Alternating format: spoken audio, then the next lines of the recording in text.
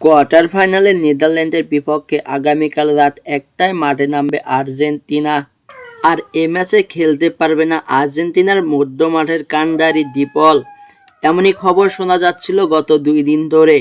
এ নিয়ে ঘন কুয়াশার সৃষ্টি হয়েছিল আর্জেন্টিনার ভক্তদের মাঝে।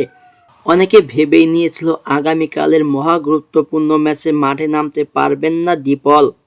এ নিয়ে সামাজিক যোগাযোগ মাধ্যম ফেসবুক এবং ইনস্টাগ্রামে অনেকে স্ট্যাটাসও দিয়েছেন।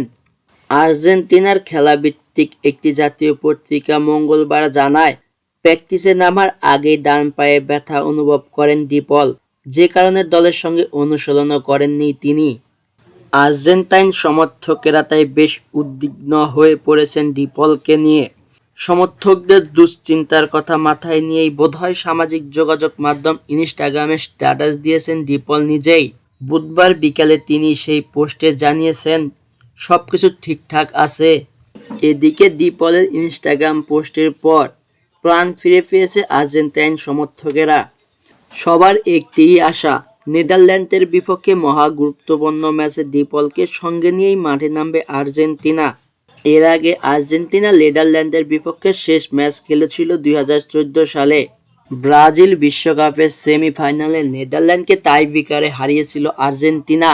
ভক্তদের আশা সবকিছু ঠিকঠাক থাকলে এবারেও কোয়ার্টার ফাইনালে নেদারল্যান্ডের বিপক্ষে ভালো একটি জয় নিয়ে এবারের বিশ্বকাপের সেমিফাইনালে উঠে যাবে আর্জেন্টিনা।